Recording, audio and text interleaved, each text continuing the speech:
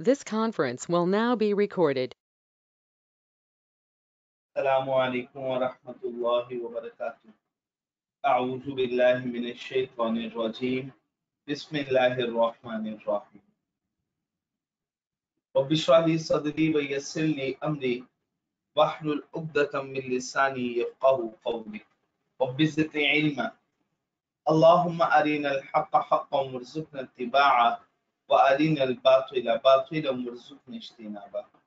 आमीन या रब्बल आलमीन। अल्लाहुम्मा तहिर क़ुलूबना मिनन निफ़ाक़ व अअमालना मिनर रिया व अलसिनतना मिनल कज़िब व अअयुनना मिनल ख़ियाना फ़इन्नक तअलमु ख़ाइनतल अअयुनि व मा तुख़फ़िस सुदूर।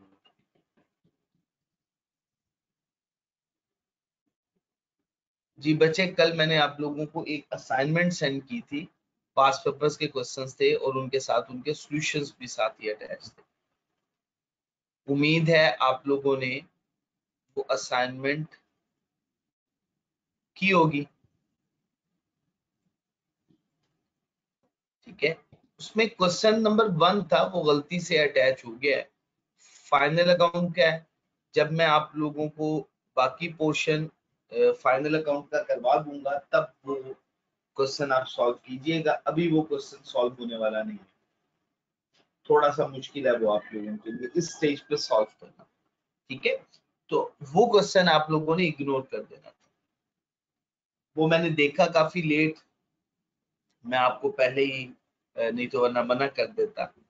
आप लोगों ने क्वेश्चन, आप लोगों को मेरी स्क्रीन शो हो रही है, आप लोग मुझे देख पा रहे हैं? सर जी जी सर स्प्रिंग 2020 का क्वेश्चन आपने करवाना है, फिर वो उसमें मसला हो रहा था। जी बच्चे, मैं अभी जो आप मुझे क्वेश्चन कहेंगे मैं आपके साथ डिस्कस करना शुरू कर दूंगा। स्प्रिंग 2020 का क्वेश्चन अभी आपने नहीं करना, फाइनल अकाउंट के साथ करेंगे। ठीक हो गया जी। इसके बाद स्प्रिंग 2019 ट्रायंगल लिमिटेड, ये आपसे हो गया था, बहुत ही सिंपल स्ट्रेट फॉरवर्ड क्वेश्चन। जी बच्चे, मैं नूर अफजा बच्चे उसी क्वेश्चन की तरफ आ रहा हूँ। बिल्कुल ठीक है, मैं उसी क्वेश्चन की तरफ आ रहा हूँ। ठीक है, मुझे पता है, बिल्कुल आप सही कह रहे हो कि वो क्वेश्चन में वाकई property plant and equipment technical था। मुझे ये बताइएगा, स्प्रिंग 2019 ये ट्रायंगल लिमिटेड का क्वेश्चन आपने सॉल्व किया है या नहीं किया? हो गया है, हफ्सा नूर से हो गया, बाकी लोगों से ये हो गया, बिल्कुल ठीक हो गया। बाकी लोग जो बैठे हुए हैं, समीउल्लाह, जिया, अली शेर, एहसन साहब, कंवर, मोहम्मद अफाक, मुजम्मिल साहब किया था आपने क्वेश्चन? शेराज, तैयब, जरशा, साजिद अली, राबिया, बच्चे सब लोगों ने किया था? अभी नहीं किया सब लोगों ने? जी नूरुल्लाह, अभी नहीं किया।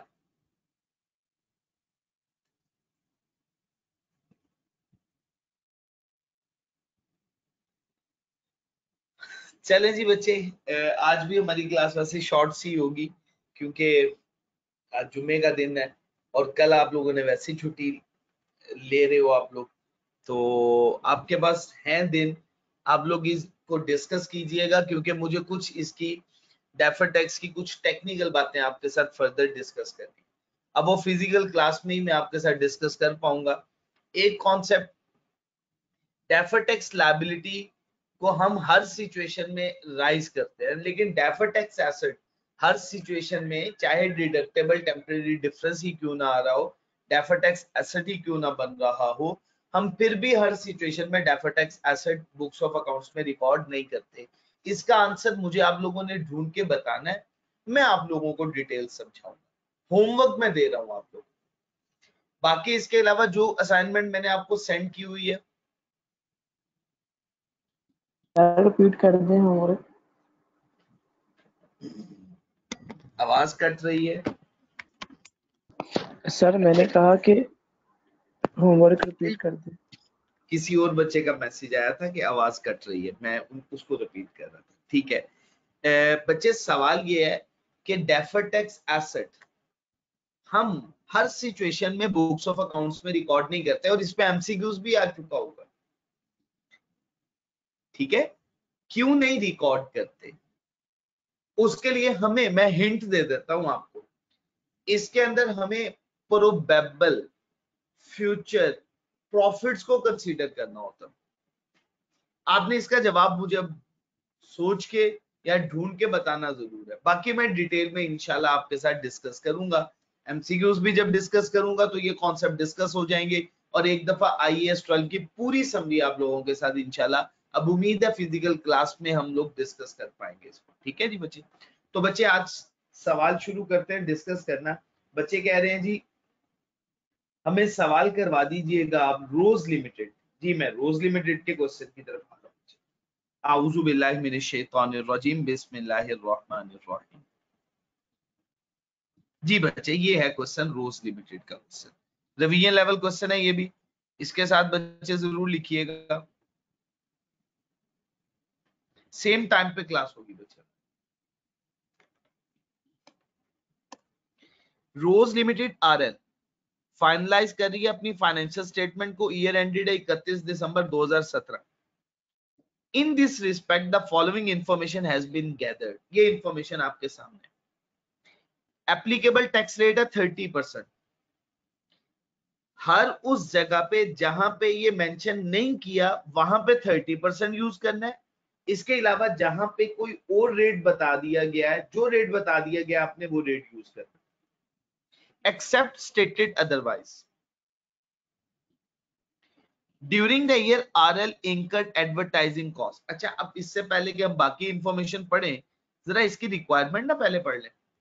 Compute the deferred tax liability या asset to be recognized in RL statement of financial position as on 31st December 2017। 31st दिसंबर 2017 में आपने ये बताना है कि डेफर्ड टैक्स लायबिलिटी का बैलेंस होगा या डेफर्ड टैक्स एसेट का बैलेंस होगा। ये वन बाय वन हम इंफॉर्मेशन पढ़ते जाते हैं। During the year RL incurred advertising cost, RL ने एडवर्टाइजिंग कॉस्ट इंकर की 15 मिलियन। अच्छा, आपने तो एडवर्टाइजिंग कॉस्ट इंकर कर डाली, साथ ही साथ हम इसका सॉल्यूशन भी करते जाते हैं। बच्चे आप सही कह रहे होंगे आज शेराज, मेरी आप सब लोगों को मेरी आवाज में और स्क्रीन में डिले मिल रहा है? नो सर ठीक है। नो सर ठीक है। वो शेराज का मैसेज आ रहा है ना, वो उनके साथ कोई प्रॉब्लम होगी शायद सर उनके उनका एंड पे नेट मसला इशू होगा सर। Deductible temporary difference. इसके बाद बच्चे रेट, अगर डिफरेंट रेट्स हो तो रेट्स का कॉलम अलग से बनाया करें हम। अच्छा, इसलिए मैं डेफर्ड टैक्स आगे फर्दर कैलकुलेट करता था। अगर तो सेम रेट हो तो फिर हम टैक्सेबल और डिडक्टेबल की फिगर कैलकुलेट करके डायरेक्ट रेट अप्लाई कर देते हैं, लेकिन अगर सेम रेट ना हो तो फिर हमें हर आइटम के लिए अलहदा से टैक्स कैलकुलेट करना पड़ता है, डेफर्ड टैक्स। ठीक है ना, ये रीजन जो मैंने आपसे शायद एक दफा कमेंट किया था, बाद में बताऊं। अच्छा, वन बाय वन अब जो जो बातें पढ़ते जाएंगे साथ साथ लिखते जाएंगे। अब आप लोगों ने तवज्जो करनी है एडवर्टाइजिंग कॉस्ट, क्योंकि टाइम हमारे पास आज जरा कम है। आप देखें क्वेश्चन में आपने पढ़ा एडवर्टीजमेंट कॉस्ट, सारी की सारी अकाउंटेंट ने खर्चा बना लिया, तो बताइएगा अकाउंटेंट की किताबों में कोई एसेट तो नहीं आ रहा होगा ना, कोई लायबिलिटी भी नहीं, कुछ एसेट भी नहीं, जीरो। अच्छा, अब टैक्स के लिए क्या है, टैक्स बेस क्या है इसकी? बिल्कुल ठीक कर रहे हो बच्चे आप, बिल्कुल सही। अब टैक्स बेस आपने मुझे बताना है, ये कॉस्ट टैक्स की डिडक्शन ओवर 5 इयर्स फ्रॉम 2017 से 2021। कहते हैं आपने जितनी भी कॉस्ट इंकर की है ना 15 मिलियन की, आप इसे अमोर्टाइज कर दो 5 सालों में। अभी हम वर्किंग कर रहे हैं 2017 के लिए, तो पहले साल अमोर्टाइजेशन कितनी बनती है, 15 को 5 से डिवाइड करेंगे 3, 15 में से 3 माइनस करेंगे 12, तो टैक्स बेस इसकी कितनी बन गई 12। बच्चे हमने टैक्स बेस यहाँ पे लिख दी 12। ये फिगर है। डिफरेंस बताइएगा कितना डिफरेंस है? 12। Carrying amount of asset less than tax base, deductible deductible temporary difference. Tax का रेट यहाँ पे नहीं बताया हुआ, अगर नहीं बताया तो फिर 30% लेना है हमने। बचे 12 का 30%, 4 डेफर्ड टैक्स एसेट है, नेगेटिव में लिख दिया। कोई कंफ्यूजन किसी भी बच्चे को पहले पॉइंट, इस क्वेश्चन को ऐसा सॉल्व करना चाहिए।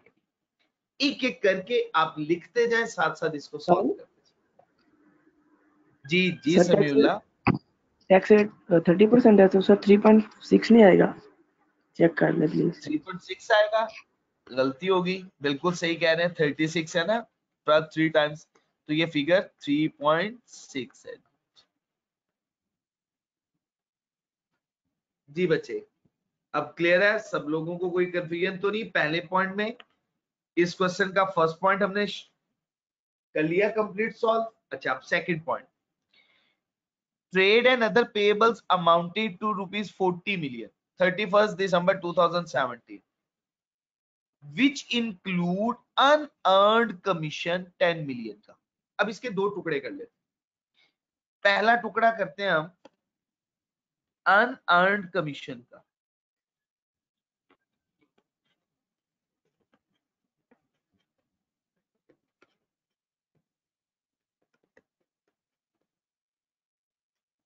अच्छा बच्चे, अगर वो हमें बता देता ना कि इस दिन आपने एडवर्टीजमेंट कॉस्ट इंकर की है, तो उस दिन से लेकर ईयर एंड तक जितना भी पीरियड बनता आपने अमोर्टाइज करना। जब कुछ नहीं बताता तो हम अज्यूम करते हैं पूरे साल के लिए, ठीक है। अच्छा, अनअर्न्ड कमीशन की अमाउंट है 10। इसके अलावा अदर ट्रेड पेएबल्स, अब टोटल 40 है, 40 में से 10 लेस कर देंगे तो 30, टोटल फिगर 40 बन जाएगी। मुझे बताइएगा इसमें कोई कंफ्यूजन, आप में से किसी बच्चे को कोई कंफ्यूजन? अनअर्न्ड कमीशन की अमाउंट 10 एग्जाम में एग्जामिनर ने प्रोवाइड की हुई है, टोटल 40 है, 10 की अनअर्न्ड कमीशन किया, तो 40 में से हम लेस कर देंगे 10, रिमेनिंग बैलेंस 30। सबको क्लियर हो गया? अच्छा, अब सेकंड पार्ट पढ़िएगा इसका। Commission is taxable when it is earned by the company. इसका मतलब है टैक्स वाला भी अक्रूवल सिस्टम को फॉलो कर रहा है। यहां तक तो बात समझ में आ गई। कहता है कमीशन तब टैक्सेबल होगा जब ये एक्चुअली रियलाइज हो जाएगा। अक्रूवल सिस्टम को फॉलो कर रहा है, यहीं पे रुक जाए। इसका मतलब है कि टैक्स बेस इसकी सेम हो गई, कोई कंफ्लिक्ट ही नहीं है, सेम ट्रीटमेंट है, कोई डिफरेंस नहीं है। यहां पे भी कोई फिगर नहीं आएगी, यहां पे भी कोई फिगर। मुझे बताएं मैं बात समझा पाया हूं? रेट लिखना चाहते हैं तो 30% लिख ले, वैसे जरूरत नहीं। किसी बच्चे को इस पॉइंट में कोई कंफ्यूजन? जी, अब रिमेनिंग पोर्शन रह गया ट्रेड पेबल्स का। जी बच्चे, मैं एक्सप्लेन कर देता हूं दोबारा से। बच्चे देखिए, बच्चे क्वेश्चन में सबसे पहले टोटल ट्रेड पेबल्स की फिगर है, टोटल फिगर है 40, इसमें से अनअर्न्ड कमीशन है 10, लेस किया फिगर 30 रिमेनिंग है। ये अनअर्न्ड कमीशन की फिगर है, ये अदर ट्रेड पेबल्स की। कमीशन पे टैक्स तब देना है जब ये आपकी इनकम बनेगा। आज मुझे बताइएगा, अनअर्न्ड कमीशन आपकी इनकम बन गया अकाउंटिंग के लिहाज से? नहीं। तो टैक्स वाला भी कह रहा है कि जब आपकी इनकम बनेगा तब टैक्स देना मुझे इस पे। इसका मतलब क्या? टैक्स वाला अक्रूवल सिस्टम को फॉलो कर रहे हैं, अकाउंटिंग वाला भी अक्रूवल सिस्टम को, टैक्स वाला भी अक्रूवल सिस्टम को। जब दोनों का सिस्टम सेम हो गया तो कोई डिफरेंस ही नहीं रहा। जब कोई डिफरेंस ही नहीं है तो फिर डेफर्ड टैक्स भी अराइज नहीं होगा। अब क्लियर हो गया बच्चे आपको? तो कमीशन, जी बच्चे ठीक हो गया जी, कमीशन टैक्सेबल होगा जब ये इनकम बनेगा आपकी, और अकाउंटिंग के लिहाज से भी ये भी इनकम नहीं बना, टैक्स वाले के लिहाज से भी इनकम नहीं बना, तभी इस पे कोई डिफरेंस नहीं आया। अच्छा, अब नेक्स्ट, जो remaining trade and other payables है उसकी टैक्स बेस की अमाउंट खुद बता दी 25, ये तो कुछ सोचने समझने की जरूरत ही नहीं है। 25 डिफरेंस बताएं मुझे, कितनी अमाउंट का डिफरेंस? डिडक्टेबल डिफरेंस 5 का। शाबाश, डिडक्टेबल डिफरेंस है और 5 का है। टैक्स का रेट नहीं बताया, जहां पे उसने कह दिया मैंने नहीं बताया ना, आपने वही रेट यूज करना है। तो जी बच्चे 1.5 डिडक्टेबल टेम्परेरी डिफरेंस की सूरत में डेफर्ड टैक्स एसेटराइज हो जाता है। आसान है जी बच्चे बात। चले जी बच्चे, मैं कलर चेंज कर रहा हूं ताकि आप लोग इसके साथ मिक्स ना करें।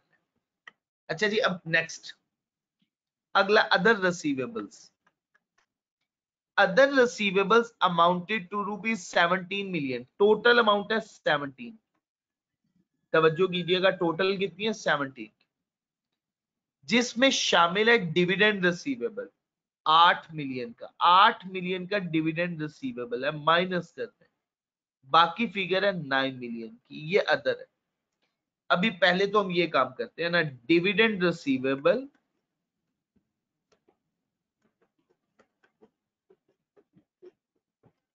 $8 मिलियन और अदर रिसीवेबल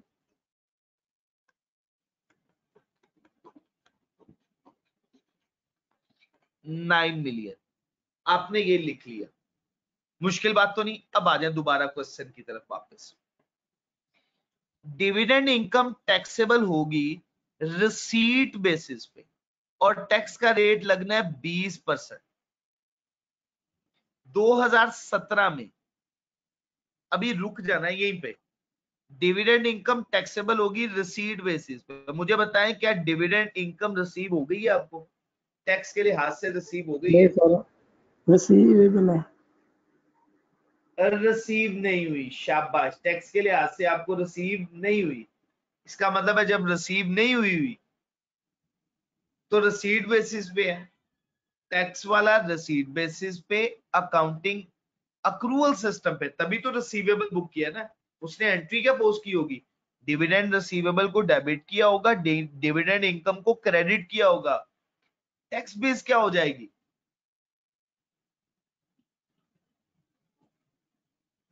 सेम हो जाएगी। टैक्स बेस शाबाश, टैक्स बेस क्या हो जाएगी? टैक्स बेस क्या हो जाएगी? 0। अच्छा, अभी यहां तक रुकना है जी, ठीक बता रहे हैं। However, with effect from 1 जनवरी 2018 से dividend received is exempt permanent difference। देखें, अगली ये लाइन ना लिखता तो ट्रीटमेंट कुछ और थी। ये जो अगली लाइन लिखी है उसने उससे बात मुख्तलिफ हो गई। ये परमानेंट डिफरेंस हो गया क्योंकि अगले साल से ये इनकम वैसे ही आपकी एग्जम्प्ट हो जाएगी। Permanent difference. अब मुझे बताएं, अगर परमानेंट डिफरेंस हो तो कैरिंग अमाउंट और टैक्स बेस में क्या डिफरेंस होता है? सर दोनों इक्वल होते हैं। शाबाश, इक्वल हो जाएगी। सॉरी, यही थी। अब बच्चे ये इक्वल हो गया, डिफरेंस कुछ नहीं आया। हमें टैक्स तो देना ही नहीं है, बात ही खत्म। अब बाकी रिमेनिंग की बात कर लेते हैं। Tax base remaining other receivable 6 million. Other की कितनी है उसकी सोचने समझने की कोई जरूरत ही नहीं। 9 में से 6 लेस करें 3। Carrying amount of asset greater than tax base, taxable temporary difference. Tax का रेट नहीं बताया तो 30% यूज कीजिएगा। 3 को 30% से मल्टीप्लाई करें 0.9 और बच्चे ये आपकी लायबिलिटी बन। कोई कंफ्यूजन नहीं बचे, क्लियर है जी? ये एडजस्टमेंट भी हमारी सॉल्व हो गई। अब अगली एडजस्टमेंट पे आ जाए। ये एडजस्टमेंट 1 अप्रैल 2017 को, 1 अप्रैल 2017 को आरएल ने, रोज लिमिटेड ने 40 मिलियन इन्वेस्ट किया एक फिक्स डिपॉजिट में। 1 साल के लिए 10% उस पे सूद मिलेगा और इंटरेस्ट रिसीव भी तब होना जब ये इन्वेस्टमेंट मेच्योर हो जाएगी आरएल को। पहली बात तो ये कि इंटरेस्ट की अमाउंट कैलकुलेट करनी है आपने। 40 million multiply by interest rate है 10%, मल्टीप्लाई बाय यकम अप्रैल से 31 दिसंबर तक कितने मंथ बन रहे हैं? 9/12 पीरियड है। कैलकुलेट करके मुझे इंटरेस्ट की अमाउंट बता दीजिए। 3 शाबाश। मिलियन 3। सर। समझ आ गई सब लोगों को? किसी बच्चे को कोई प्रॉब्लम तो नहीं है? अच्छा, अब आपको पता है अकाउंटिंग वाला तो इंटरेस्ट इनकम रिकॉर्ड करेगा, वो एंट्री क्या पोस्ट करेगा? वो एंट्री पोस्ट करेगा इंटरेस्ट रिसीवेबल को डेबिट कर देगा आरएल के लिए, और इंटरेस्ट इनकम को क्रेडिट कर देगा। कितने से बच्चे? 3 मिलियन और 3 मिलियन। अब पहले जरा यहां पे फिगर लिख दें। इंटरेस्ट रिसीवेबल कितनी अमाउंट है? 3 मिलियन। अब टैक्स वाले के लिहाज से क्या है? Interest was taxable on receipt basis. Accounting वाला अक्रूवल सिस्टम, टैक्स वाला रिसीट बेसिस। बता दीजिएगा मुझे, दोनों में कंफ्लिक्ट आ गया? अगर कंफ्लिक्ट हो, टैक्स बेस किसके इक्वल हो जाएगी? 0 के सर। शाबाश, टैक्स बेस 0 हो गई। डिफरेंस बता दीजिएगा, 3 में से 0 लेस करेंगे। Taxable interest comparative receivable asset है, tax base 0, carrying amount of asset greater than tax base, taxable temporary difference. अच्छा जी, नेक्स्ट। अब जरा इधर तवज्जो कीजिएगा बच्चे। टैक्स का रेट है 10% 2017 में, लेकिन टैक्स वाले ने इस पे टैक्स लेना है 2018 में। इसका इफेक्ट फ्यूचर पीरियड में आना है। याद रखिएगा, IAS 12 इनकम टैक्स ने कहा है कि आपने टैक्स का रेट वो यूज करना है जिस पीरियड में इस पे टैक्स पे करना होगा। तो आपने डेफर टैक्स का रेट ये नहीं, अगर 2018 में कोई और डिफरेंट हुआ तो वो यूज करना पड़ेगा आपको। 2017 का नहीं करना आपने, जिसमें इसने एडजस्ट होना है वो रेट यूज करना पड़ेगा आपको। However, with effect from 1st January 2018, interest receivable is taxable at 15%. इस पे टैक्स का रेट कौन सा यूज होना चाहिए? 15% रेट यूज होना चाहिए। तो बच्चे अब यहाँ पे हम रेट क्या यूज करेंगे? 15%। तो ये फिगर बच्चे 0.45 लायबिलिटी के बच्चे। बिल्कुल ठीक बताया था बच्चे आपने, लेकिन सर मैंने जिस तरह डिविडेंड के केस में करते हैं। एग्जैक्टली वैसे ही करते हैं, लॉजिक ही वही होती है। IAS 12 ने क्लियर कट ये बात मेंशन की हुई, और इस पे ICAP की TR टेक्निकल रिलीजेस भी मौजूद है। लेकिन अभी मैं उस स्टेज पे आपको अभी नहीं बताऊंगा, जब मैं इसकी समरी डिस्कस करूंगा तब बताऊंगा वो टेक्निकल रिलीजेस बेसिकली क्यों इशू करनी पड़ती। ठीक है ना बच्चे? वो रीजन मैं आपको तब बताऊंगा, वो IAS 12 का पोर्शन नहीं है, लेकिन बहरहाल एक जनरल इंफॉर्मेशन है ना अंडरस्टैंडिंग के लिए। ये भी कॉन्सेप्ट आपका क्लियर हो जाएगा उसमें। यहां तक बच्चे कोई प्रॉब्लम? हमारा ये पॉइंट भी क्लियर हो गया, इस पॉइंट को भी टिक कर दूं, खत्म। अब नेक्स्ट पॉइंट पे आ जाते हैं। अच्छा जी, ये पॉइंट इस क्वेश्चन का सबसे इंपॉर्टेंट पॉइंट है, ये रिवीजन लेवल पॉइंट है इस क्वेश्चन। ठीक है जी बच्चे, अब जरा गौर से सुनिए। यकम जनवरी 2016 हमारे ईयर एंड से 1 साल पहले की बात कर रहा है। जो हमारा साल है ना, उससे पिछले साल की बात कर रहा है। एक मशीन लीज पे एक्वायर कर ली गई। लीज टर्म था 4 साल की मुद्दत। एनुअल लीज रेंटल पे करना है 28 मिलियन का, और एडवांस में। इंटरेस्ट का रेट है 10%। Under the tax loss. अच्छा, अब यहां तक रुक जाते हैं, पहले लीज की वर्किंग करते हैं। अमोर्टाइजेशन शेड्यूल बनाना पड़ेगा हमें, तो बना लेता हूं मैं। इसी में स्पेस है मेरे पास, मैं इसी में बनाता हूं। अच्छा जी, बनाने का तरीका क्या होता है? हम सबसे पहले लेते थे डेट, उसके बाद बचे ओपनिंग बैलेंस, फिर बचे हम लेते थे इंस्टॉलमेंट, नेक्स्ट बचे इंटरेस्ट, देन फिर बचे प्रिंसिपल की अमाउंट, उसके बाद बचे हम क्लोजिंग बैलेंस। अच्छा बच्चे, पहली पेमेंट पहले ही दिन हो जानी है, यकम जनवरी 2016। ओपनिंग बैलेंस, आप मुझे जरा इसकी present value of lease payment तो कैलकुलेट करके दे दे, वो तो गिवन ही नहीं है। कैलकुलेट करें। Present 97 value point of payment, sir present value of lease payment है 97.63। 97.63 बता रहे हैं जी। आप सब लोगों ने कैलकुलेट कर लिया, माशाल्लाह माशाल्लाह। बस ये कंफर्म कर दीजिएगा सभी की फिगर सेम आ रही हो। अब मुझे नहीं पता, सभी की फिगर सेम आनी चाहिए। 97.63 इंस्टॉलमेंट बच्चे पे करनी है आपने 28 मिलियन की। जी बच्चे कह रहे हैं यही फिगर आ रही है, सभी लोग कह रहे हैं जी, जज़ाकुमुल्लाह खैर बच्चे। इंस्टॉलमेंट में पहली इंस्टॉलमेंट में इंटरेस्ट तो नहीं शामिल होगा, क्योंकि जिस दिन एग्रीमेंट हुआ उसी दिन आपने पहली पेमेंट कर दी, याद है ना। इसे हम क्या कहते थे, एट इन एडवांस, बिगनिंग, या इसके लिए हमने कहा था एट स्टार्ट। तीनों टर्मिनोलॉजीज यूज होती। अब ये सारी की सारी फिगर ही 28 की है। क्लोजिंग बैलेंस बच्चे मुझे बताइएगा 97.63 में से लेस कीजिएगा बच्चे 28 मिलियन।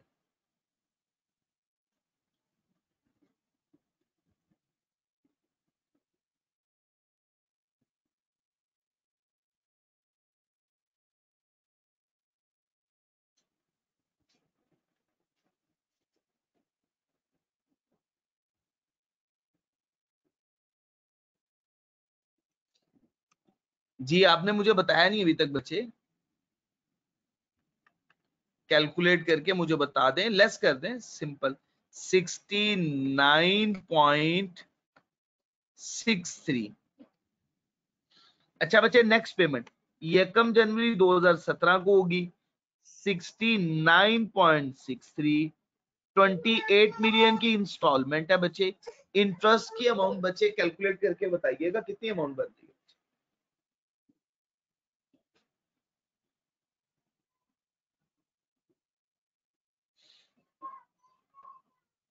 सर इंटरेस्ट बढ़ रहा है 6.96। 6.96। अच्छा बच्चे प्रिंसिपल की अमाउंट लेस कीजिएगा, 28 में से 6.96 लेस करें, प्रिंसिपल की अमाउंट कैलकुलेट कर दे मुझे।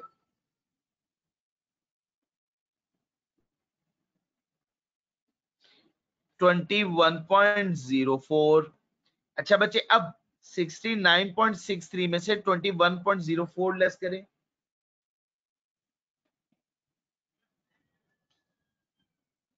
48.59। अच्छा याद रखिएगा लायबिलिटी का क्लोजिंग बैलेंस तो ये है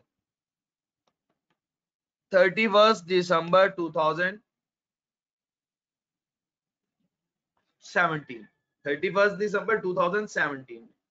बट बच्चे हमें कैलकुलेशन करनी है 1 जनवरी 2018 की भी इंटरेस्ट के लिए 48.59, 28 इंस्टॉलमेंट है। इंटरेस्ट की अमाउंट बता दीजिएगा, बस इसको मैं मुकम्मल नहीं करूंगा, सिर्फ इंटरेस्ट की फिगर कैलकुलेट करनी है। 4.859। जी बच्चे अब दो फिगर्स मुझे चाहिए थी, दोनों मिल गई। इंटरेस्ट की अमाउंट ये है और बच्चे ये फिगर ये। अच्छा बच्चे ये तो हमने काम कर लिया, ये तो आप लोगों को बात समझ में आ गई। ठीक है जी बच्चे, यहाँ तक कोई प्रॉब्लम तो नहीं है जी बच्चे, यहाँ तक सब बातें समझ में आ गई। ठीक है जी बच्चे, हमें क्या करना होता है डेफर्ड टैक्स के लिए, डेफर्ड टैक्स के लिए हमें यहाँ पे फिगर लिखनी है लीज लायबिलिटी की। तो सम करके मुझे जरा लीज लायबिलिटी की फिगर बता दें, दोनों को सम कर दें। 48.59 प्लस 4.86, क्योंकि ये पेएबल है, पेमेंट नहीं हुई हुई इसकी, पेमेंट तो होनी है 1 जनवरी को, 31 दिसंबर में, अभी ये पेएबल का बैलेंस था। तो बच्चे कैलकुलेट कीजिएगा 53.45, शाबाश 53.45। टैक्स वाला इस लीज को मानता है, नहीं मानता, टैक्स बेस 0, 53.45। अब मुझे बताएं ये डिडक्टेबल टेम्परेरी डिफरेंस है या टैक्सेबल टेम्परेरी डिफरेंस है, जल्दी से बताइएगा। डिडक्टेबल टेम्परेरी डिफरेंस है। Deductible temporary difference, deductible carrying amount of liability greater than tax base, carrying amount of liability greater than tax base, tax का रेट नहीं बताया, 30% ही यूज करेंगे। कैलकुलेट करके बताएं डेफर्ड टैक्स एसेट की फिगर कितनी बन रही है।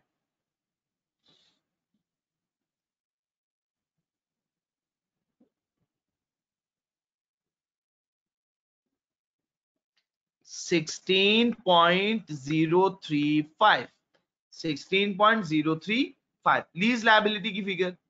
अच्छा बच्चे ये डेफर्ड टैक्स एसेट। अच्छा आपको रूल याद होगा, मैंने आपको ये भी समझाया था इस सिचुएशन में राइट ऑफ यूज एसेट की भी फिगर कैलकुलेट करनी है हमें। तो राइट ऑफ यूज एसेट की फिगर भी तो कैलकुलेट करें। वो कैसे कैलकुलेट करते हैं, इसी तरह से करते हैं। अच्छा बच्चे राइट ऑफ यूज एसेट ठीक होगा जी बच्चे, 2 साल की डेप्रिसिएशन माइनस करनी है। फिगर बच्चे आपने कैलकुलेट की 97.63 माइनस करना है इसमें से 97.63 डिवाइडेड बाय, हमें यूजफुल लाइफ नहीं बताई, हम यही अज्यूम करेंगे जो लीज टर्म है वही यूजफुल लाइफ है। कितनी है बच्चे 4, इसको मल्टीप्लाई करना है 2 सालों से। बता दीजिएगा बच्चे 48 पॉइंट क्या फिगर बताइए। अभी एक बच्चे ने मैसेज किया था मुझे 48.815 48.82 कर दें। यस सर 815 बता दें जी बच्चे। राइट ऑफ यूज एसेट 48.82, इसकी टैक्स बेस भी 0 है। अब ये डिफरेंस क्या होगा 48.82, ये टैक्सेबल टेम्परेरी डिफरेंस है। टैक्स का रेट नहीं गिवन, 30% बच्चे हमने यूज कर दिया। अब बच्चे मुझे बताएं 14.65 टैक्स का रेट अप्लाई करें 14.65 14.65 लायबिलिटी और एसेट, लायबिलिटी। यहां तक भी बच्चे क्लियर हो गया। अच्छा जी अब next,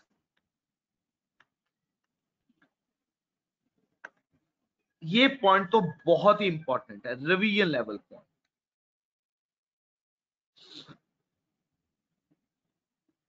details of fix assets are as follows. Fix asset की डिटेल बचे ये गिवन है आपके साथ।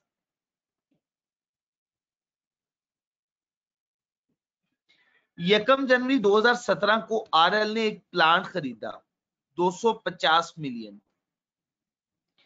इसको डेप्रिशिएट करना है स्ट्रेट लाइन बेसिस 6 सालों में।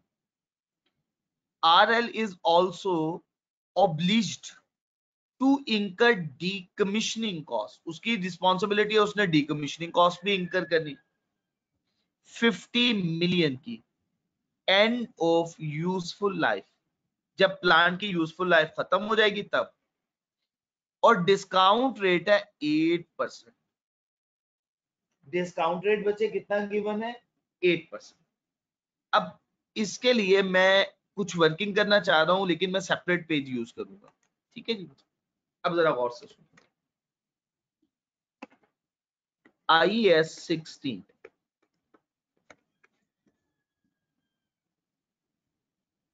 IAS 16 में हमने एक टॉपिक पढ़ा हुआ है मेजरमेंट का।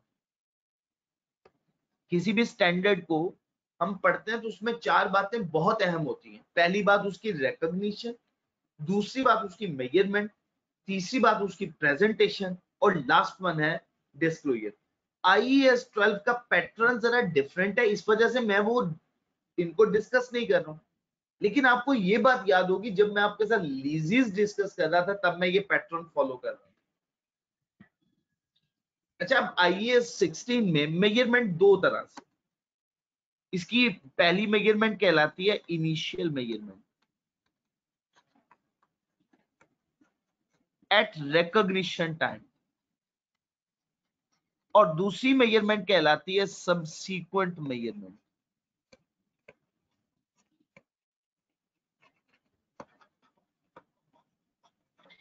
हमारा आज का टॉपिक सबसीक्वेंट मेजरमेंट नहीं है, सिर्फ इनिशियल मेजरमेंट। जब भी किसी भी एसेट को, नॉन करंट एसेट को जिसकी फिजिकल एग्जिस्टेंस हो, उसको मेजर किया जाएगा। किस पे मेजर किया जाएगा? At cost. IAS 16 ने बताया हुआ। हमने फिर पूछा कि कॉस्ट में क्या क्या चीजें शामिल करनी है। उन्होंने कहा 3 चीजें शामिल करनी है कॉस्ट के अंदर। IS 16 ने इसका जवाब दिया हमें। भाई पहली चीज क्या ऐड करनी है? Purchase price. आपने जितनी अमाउंट पे खरीदा, मैं अज्यूम कर रहा हूं कि खरीदा, खुद से कंस्ट्रक्ट नहीं किया, उसके लिए फिर मुझे कुछ और बातें भी बतानी पड़ेंगी, वो अभी मैं बात नहीं कर रहा। अगर आपको कोई रिबेट मिल गया वो इसमें से माइनस करवा दीजिएगा। अगर कोई अनएडजस्टेबल टैक्स हुआ तो वो शामिल करना है, अगर एडजस्टेबल टैक्स हुआ तो वो माइनस करवाना है इसमें, अगर शामिल हुआ। डायरेक्टली एट्रीब्यूटेबल कॉस्ट, ऐसी कॉस्ट जो इस एसेट के साथ डायरेक्टली मुंसलिक हो, वो डायरेक्टली एट्रीब्यूटेबल कॉस्ट कहलाती है। जैसे उसकी इंस्टॉलेशन वगैरह हो गई, उसके ऊपर अगर कोई फेयर पे करना पड़ गया हमें, कैरिज इनवर्ड जिसे हम कहते हैं, तो वो कॉस्ट हम इसमें शामिल करेंगे, directly attributable cost. Third one है present value of dismantling cost. इस एसेट को इंस्टॉल किया हमने किसी एक ऐसी लैंड पे, जब हम उस एसेट को at the end of its useful life dismantle करेंगे, उखाड़ देंगे, उतार देंगे उस एसेट, तो उस लैंड को दोबारा वापस उस सिचुएशन में लाने के लिए जैसे वो इंस्टॉलेशन से पहले थी, हमें कुछ कॉस्ट इंकर करनी पड़ेगी। वो कॉस्ट कहलाती है डिसमेंटलिंग कॉस्ट। इसको डीकमीशनिंग कॉस्ट भी कहते हैं। इसके हमेशा प्रेजेंट वैल्यू यूज करनी है। क्या यूज करना है इसकी? प्रेजेंट। अब प्लांट को खरीदा कितने में है? ये आपके सामने फिगर गिवन है, कितने में? 250 में। ये फिगर तो आ गई 50। डायरेक्टली एट्रीब्यूटेबल कॉस्ट नहीं गिवन, 0। लेकिन आप देखिएगा क्वेश्चन में उसने बता दिया कि इसकी डिसमेंटलिंग कॉस्ट क्या है, 50, और यूजफुल लाइफ कितनी है, 6 साल। वो आपके सामने ऊपर ये लिखे, ये लिखा हो 6 साल। अच्छा, अब हमें क्या करना है? प्रेजेंट वैल्यू कैलकुलेट करनी है। अब जरा इस कॉन्सेप्ट को सुन लीजिएगा। ये देखिएगा, first year, second year, third year, fourth year, fifth year, और ये है सिक्स्थ ईयर। इस दिन 50 मिलियन खर्च होना है। अच्छा, अब आपने जरा इसकी डेट जरा गौर से देखनी है। किस दिन खरीदा गया? 1 जनवरी 2017 को। अभी तो हमारी आसान है जिंदगी, 1 जनवरी 2017। क्या करेंगे बच्चे? इसको इस डेट से इधर, इधर, ये हम इसकी डिस्काउंटिंग करते जा रहे हैं। हमें इसको डिस्काउंट करना। हमने इस दिन इसकी प्रेजेंट वैल्यू कैलकुलेट की। एक फिगर है, एन्युटी का फैक्टर नहीं यूज करना, हमें सिंपल प्रेजेंट वैल्यू का फॉर्मूला यूज करना है।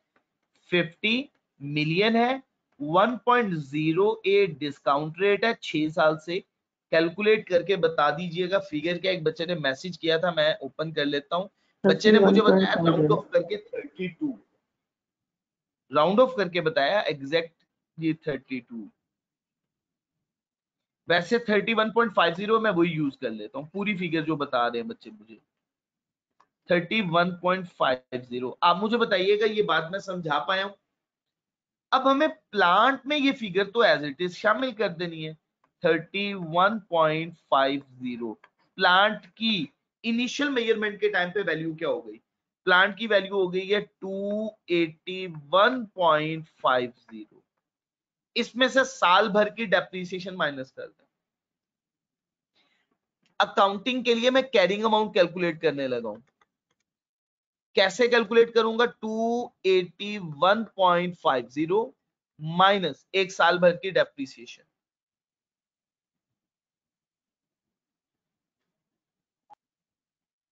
$46.92 6 है। 46.92 कर दिया मैंने, 2 डिजिट्स तक राउंड ऑफ कर दिए। सर ये एक पूरे साल की है डिप्रिसिएशन 46.92। यकम जनवरी 2017 को नहीं खरीदा गया प्लांट, ये देखिएगा ओके प्लांट सर, यकम जनवरी 2017 को नहीं खरीदा गया। ठीक है सर, ओके। ठीक हो गया जी बच्चे? जी बच्चे, तो बच्चे आपने क्या फिगर मुझे बता दिया इसकी 234.58, 234.58। अब बच्चे ये फिगर मैं लिखने लगा हूं प्लांट की।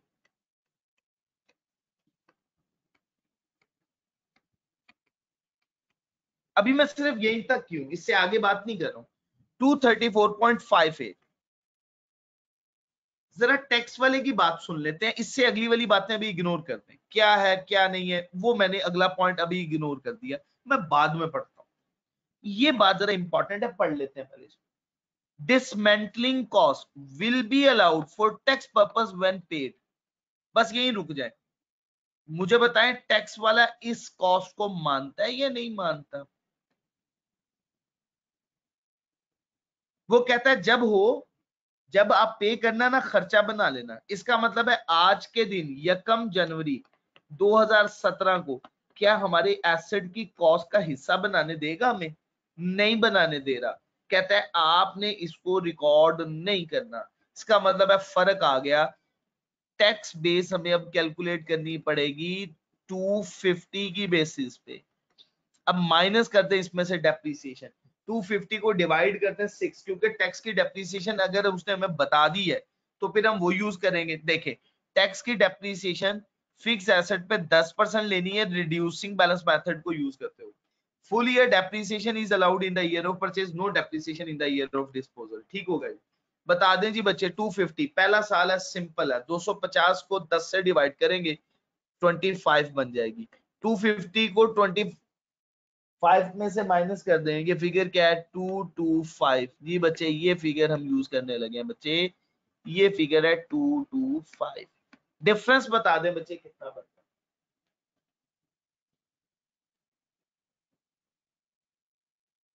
सर ये बोर्डिंग कास्ट की तरह ही है ना, जिस तरह आपने समझाया था क्लास में। सॉरी मुझे बताया, मुझे नहीं आपकी आवाज समझ में आई। सर मैंने कहा ये बिल्कुल वो बोर्डिंग कास्ट की तरह ही ना, जिस तरह आपने क्लास में समझाया थी एक एग्जांपल से। डिफरेंट है, ये डिफरेंट है, ये इसमें थोड़ा सा कॉन्सेप्ट में एडिशनल आपको समझाऊंगा अभी, क्योंकि हम सिर्फ एक क्वेश्चन को फुलफिल करने के लिए ना इसको डिस्कस कर रहे हैं इंशाल्लाह। अच्छा मुझे बताएं ये डिडक्टेबल टेम्परेरी डिफरेंस है या टैक्सेबल टेम्परेरी डिफरेंस? सर ये टैक्सेबल टेम्परेरी डिफरेंस है। जी शाबाश, टैक्सेबल। और टैक्स का रेट नहीं बताया तो 30%। बता दें बच्चे क्या फिगर बन रही है?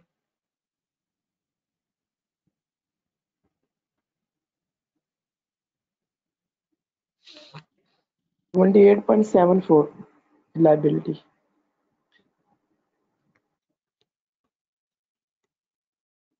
87454, दो बच्चों ने मुख्तलिफ स्टेटमेंट दे दी है, चले बहरहाल अब जो भी है वो आप ले लीजिएगा फिगर। अच्छा बच्चे अब जरा तवज्जो कीजिए, मैं आप लोगों से कहता हूं जरा मुझे इसकी एंट्री पोस्ट करके बताएं, इसकी एंट्री का पोस्ट होगी पहले दिन। आप लोगों ने कहा जी पहले दिन इसकी एंट्री पोस्ट होगी यकम जनवरी 2017 को। हम एंट्री ये पोस्ट करेंगे, हम एंट्री पोस्ट करेंगे प्लांट को डेबिट करेंगे कितने से 281.50 से, बैंक को क्रेडिट करेंगे 250 से, और प्रोविजन फॉर डिसमेंटलिंग कॉस्ट को क्रेडिट करेंगे 31.50 से। देखिए एनालिसिस आपके सामने, increase in asset, decrease in asset, increase in liability. अब इसका मतलब ये हुआ कि present value of dismantling cost accountant तो वो भी रिकॉर्ड करेगा,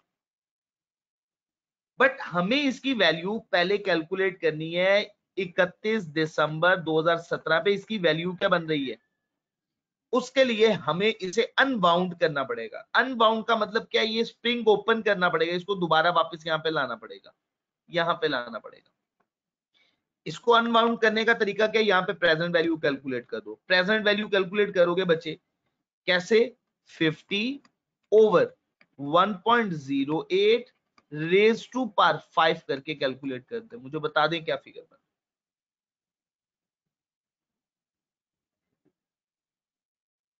शाबाश, 34.03 ये फिगर है क्लोजिंग डेट पे, और इन दोनों का जो डिफरेंस होगा वो फाइनेंस कॉस्ट होगी। वो कॉन्सेप्ट मैं आपको फर्दर समझाऊंगा, अभी नहीं, बाद में इंशाल्लाह डिटेल डिस्कस करूंगा आपके साथ। अच्छा बच्चे, अब हमें फिगर लेनी है 34, ये provision for dismantling cost, present value of dismantling cost या provision for dismantling cost 34.08। Tax वाला तो इस फिगर को मानता ही नहीं है, वो कहता है जब इंकर होगी एक्सपेंस बना लेना, तो टैक्स बेस 0 हो गई। ये फिगर बच्चे 34.08 डिडक्टेबल टेम्परेरी डिफरेंस, टैक्स का रेट नहीं बताया हुआ तो 30% यूज करेंगे। फिगर बताइएगा बच्चे, डेफर्ड टैक्स एसेट है या लायबिलिटी, एसेट है, फिगर बता दें, टाइम जरा शॉर्ट है। 10.21 कर रहा हूं, 209 बताई थी बच्चे ने। आप मुझे बता दीजिएगा बच्चे, ये कॉन्सेप्ट मैं आपको समझा पाया हूं, कोई कंफ्यूजन तो नहीं है आप लोगों को?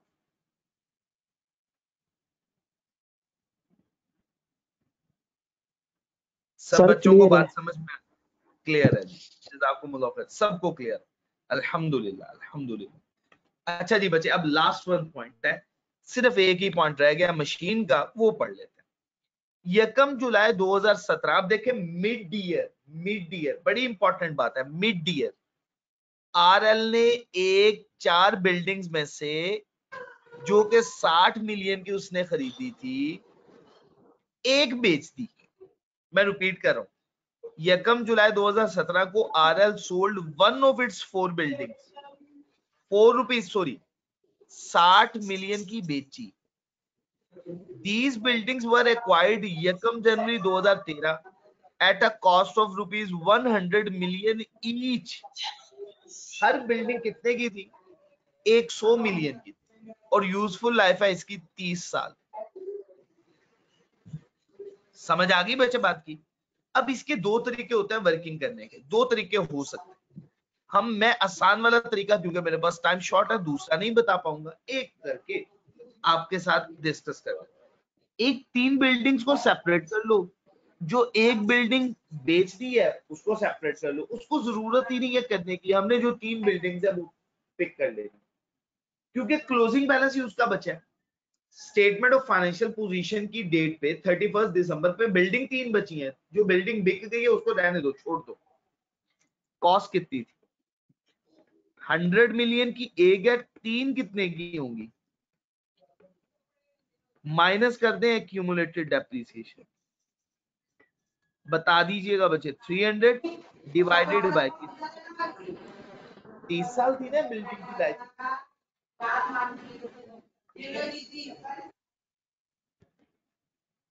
30 साल है, सॉरी मैंने 20 साल कह दिया, 30 साल मल्टीप्लाई बाय। अब मुझे बता दीजिएगा किस साल से? 1 जनवरी 2013, 13 से 2013, 14, 15, 16, 17, जी बच्चे 5 इयर्स। ठीक है, बता दें बच्चे क्या फिगर बन रही है? 50।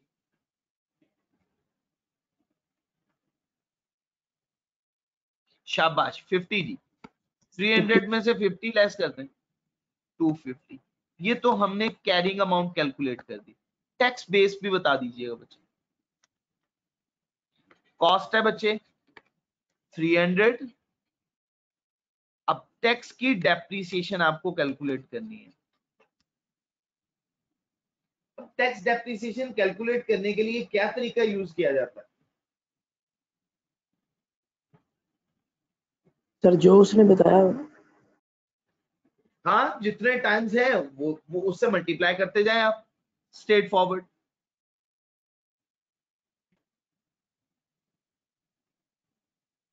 जी बच्चे,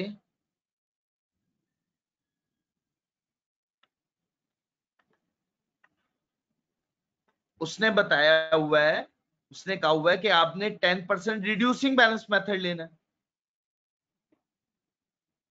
ठीक है। तो ये 1.10 कितने साल का बच्चे आपने कैलकुलेट करना है, 5 ईयर्स।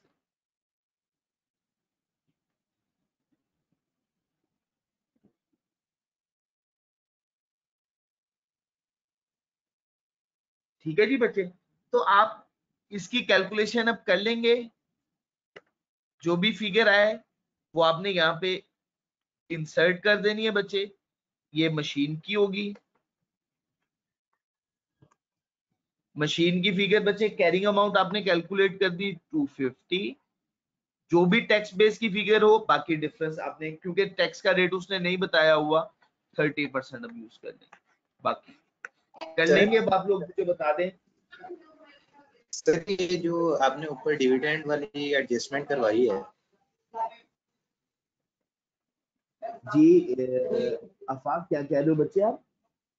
सर ये जो ऊपर डिविडेंड वाली एडजस्टमेंट की है सर, डिविडेंड तो अगले साल जाके एग्जाम्प्ट होना है सर, लेकिन आपने इसी ईयर में उसको परमानेंट डिफरेंस में काउंट कर लिया सर। आफाक क्योंकि उसने कहा था रिसीव्ड बेसिस पे डिविडेंड पे टैक्स लगना है, और हमें रिसीव होना है अगले साल। जब रिसीव होगा तब टैक्स देना। जब हमें रिसीव हो रहा है उस टाइम पे उसकी टैक्स की जो ट्रीटमेंट होगी वो अप्लाई होगी। जिस साल आपको रिसीव होना है, बेस तो यही है, जब रिसीव होगा तब टैक्स देना है। अगर इस साल रिसीव हो जाता तो इस साल हमें टैक्स देना पड़ता है, लेकिन इस साल तो हमें रिसीव ही नहीं हुआ, रिसीवेबल है। अगले साल रिसीव होना है, तो जो अगले साल का टैक्स का रूल होगा वो उस पर अप्लाई हो जाएगा। अगले साल रिसीव होगा वो एग्जाम, तो परमानेंट डिफरेंस हो जाएगा। ठीक हो गया ना बच्चे?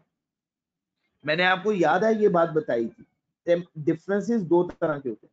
डिफरेंस तभी आता है अगर एक ही साल में वर्किंग सेम हो जाए, और मतलब रिसीव और अप्रूवल में फर्क हुआ, तो ये डिफरेंस है बेसिकली। लेकिन अगर वो हमें इसी साल मिल जाता तो फिर तो फर्क रहा ही नहीं था, कुछ भी नहीं था, खत्म हो गई बात। ये परमानेंट डिफरेंस भी तभी अराइज होता है जब डिफरेंस है, और ये बेसिकली टाइमिंग डिफरेंस की वजह से ही होता है। टाइमिंग डिफरेंसेस जो इन फ्यूचर खत्म हो जाए टेम्परेरी होगा, और जो फ्यूचर में जाके खत्म ना हो पाए वो परमानेंट। बच्चे के जुम्मे का टाइम है, आप लोग इसको अब मुकम्मल कर लेंगे, मुझे बता दें, नहीं तो वरना मैं कैलकुलेशन कर दूं इसकी। इसको आप ऐसा करें 0.9 से मल्टीप्लाई करते जाए, 0.9 की रेज टू पार्ट ले लें तो ये हो जाएगा। बच्चे मुझे कैलकुलेट करके बच्चे ने बता दिया है 177 पॉइंट क्या फिगर 15।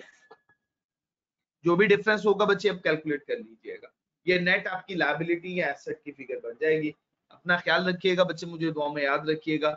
सुब्हानक अल्लाहुम्मा व बिहम्दिक अशहदु अल्ला इलाहा इल्ला अंता अस्तगफिरुका व अतूबु इलैक। अस्सलामु अलैकुम व रहमतुल्लाहि व बरकातुहू।